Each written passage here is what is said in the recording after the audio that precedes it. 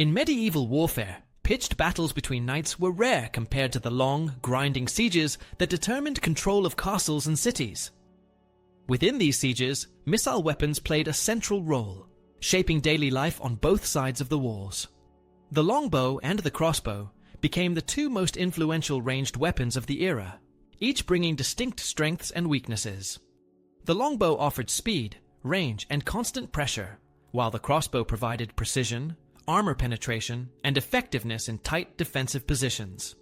Their rivalry was not just about technology, but about training, logistics, and how armies adapted to the harsh realities of prolonged blockades.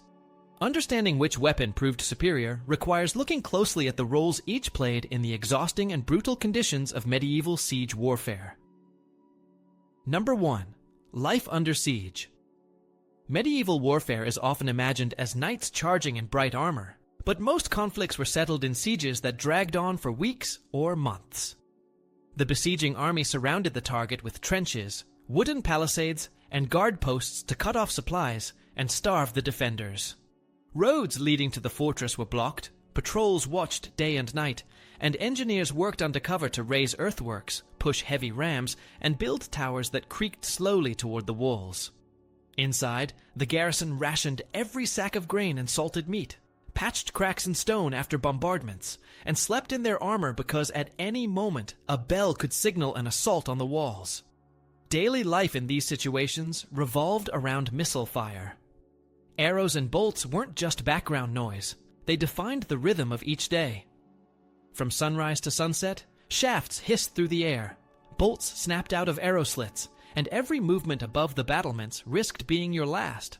Longbows and crossbows each shaped that reality in distinct ways.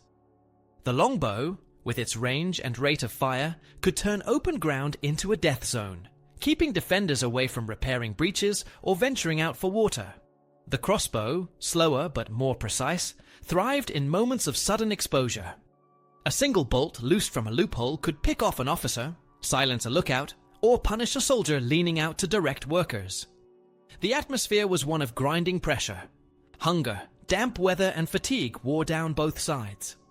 A longbow line might maintain a steady beat of arrows to deny the wolves during daylight, but those archers weakened as weeks passed. Crossbowmen, though slower, could remain effective longer, since their weapon demanded less constant physical strain.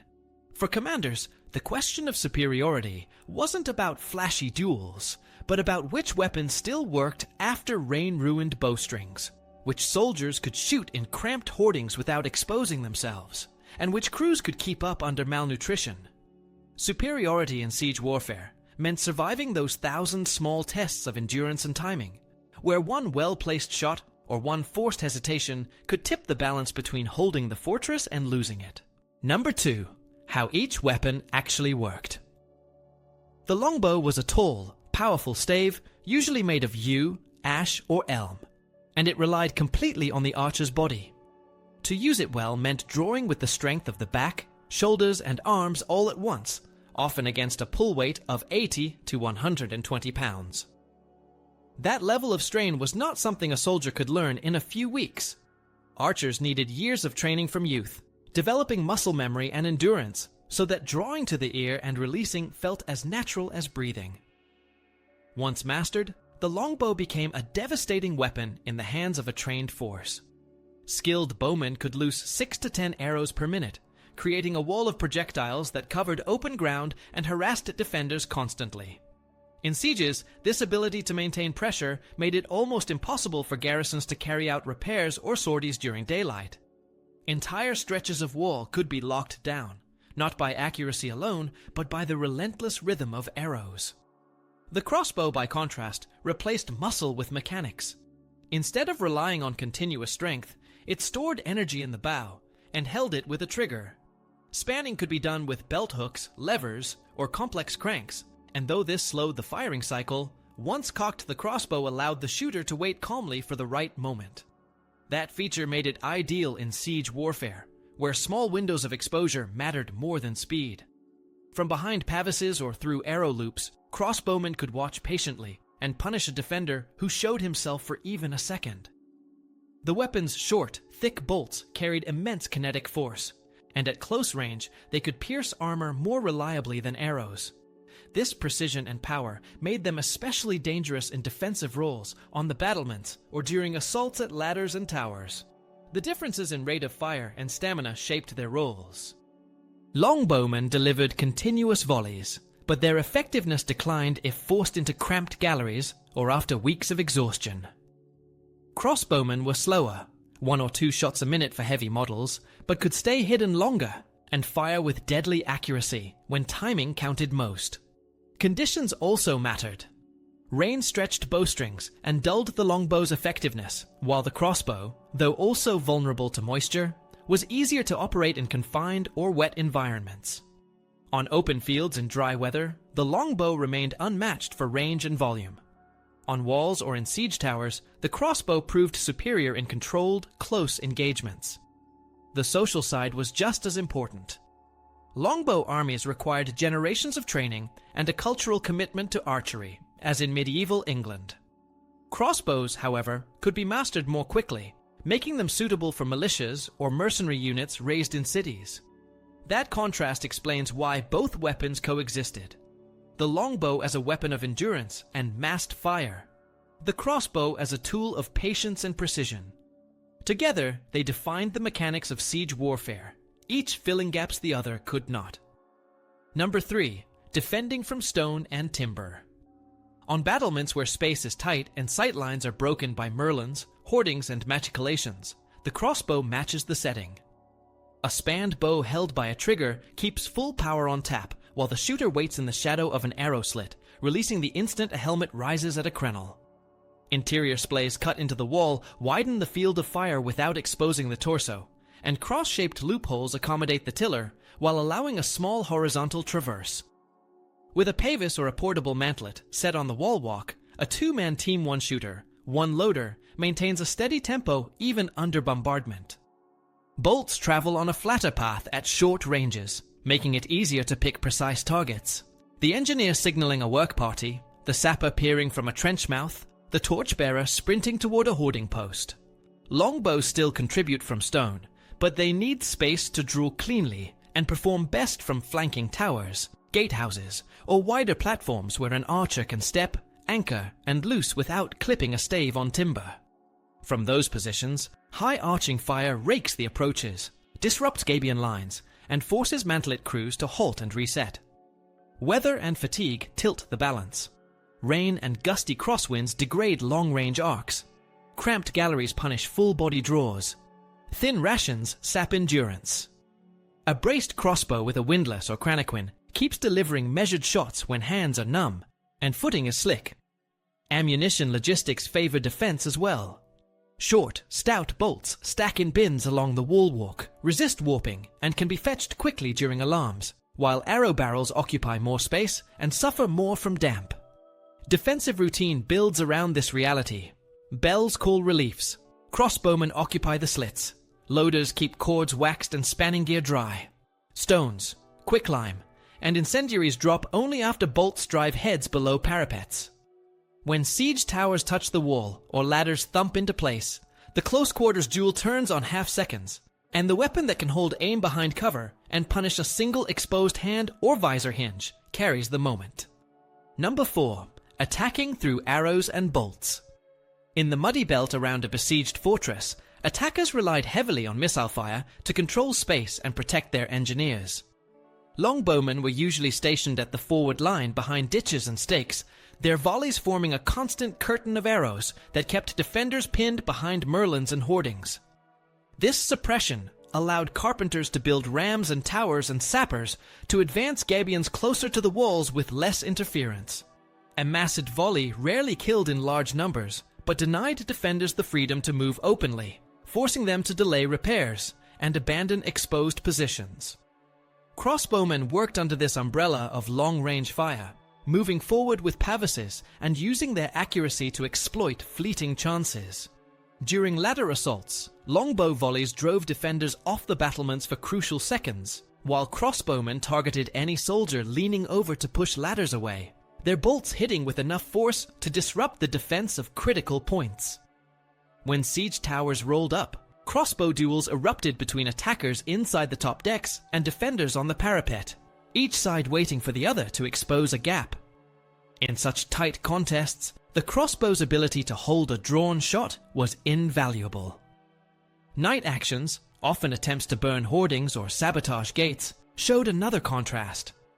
Longbows could still fire, but their rhythm and movement made them harder to conceal, while crossbowmen could cock in advance, remain silent, and fire only when a torch revealed a target. Weather also influenced tactics. Strong winds and rain reduced the longbow's effectiveness at long range, pushing commanders to favor the flatter, more direct crossbow shot. In clear conditions, however, the longbow's sustained volleys tested defender stamina over entire days. Successful assaults blended the two weapons, archers creating area denial, crossbows delivering decisive strikes. Even as gunpowder weapons began appearing, bows remained crucial. Crude hand cannons and bombards were slow to reload and unreliable in wet conditions, leaving longbows and crossbows to maintain pressure between blasts.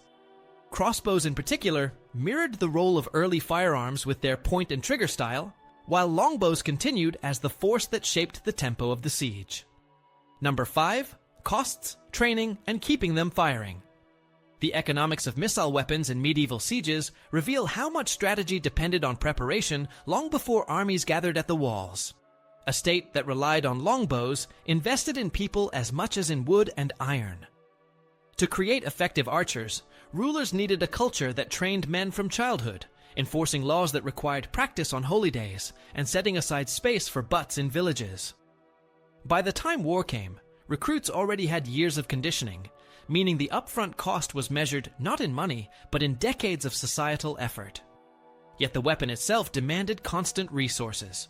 Arrows required seasoned shafts, forged heads, and feathers for fletching.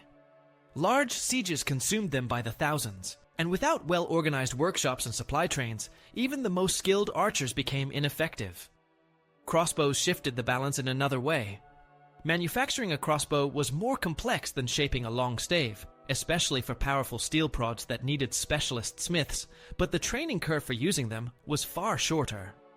A town militia, or mercenary band, could become battle-ready within months, and because the weapon held its draw mechanically, it demanded less physical endurance. Bolts, shorter and sturdier than arrows, were easier to transport in bulk and less prone to warping from damp storage conditions. This made them a practical choice for long sieges, where supplies had to be stockpiled and guarded against spoilage. Maintenance placed further burdens. Longbows needed careful care to avoid warping or splitting, and archers had to protect strings from constant rain. Crossbows required attention to cords, spanning mechanisms, and wooden stocks, but they could continue functioning with fewer skilled hands over time. In prolonged blockades where hunger and cold sapped strength, crossbowmen kept shooting steadily under pavises, while longbowmen often lost stamina as the weeks dragged on. Money and morale also diverged. Crossbowmen, often hired professionals, commanded higher wages and privileges in cities, while longbowmen in kingdoms like England drew pride from their cultural role as a disciplined corps within feudal armies. Even the church ban on crossbows for conflicts between Christians rarely changed practical decisions. Survival mattered more than decrees. With the rise of bombards and handguns, both bows adapted, but neither vanished. Longbows retained their power where trained populations supported them, and crossbows remained indispensable in close stone-to-stone combat. Commanders with resources stocked both. One for constant pressure, the other for decisive moments when accuracy and timing mattered most. Number 6. Choosing the right killer of time and nerves. Siege warfare rarely offered clear victories to one weapon alone, and the circumstances of each blockade determined which tool proved more decisive. In prolonged blockades, where the objective was to starve the garrison and deny movement, the longbow's value became clear. Lines of archers behind stakes and trenches filled the air with arrows day after day, creating habits of fear among defenders who flinched at the sound of bowstrings. Over weeks, this constant pressure slowed repairs, disrupted bucket chains during fires, and forced soldiers to abandon gardens or wells outside the walls, steadily draining morale and supplies. In these situations, archery was less about killing outright, and more about stretching every hour of hunger and exhaustion inside the fortress.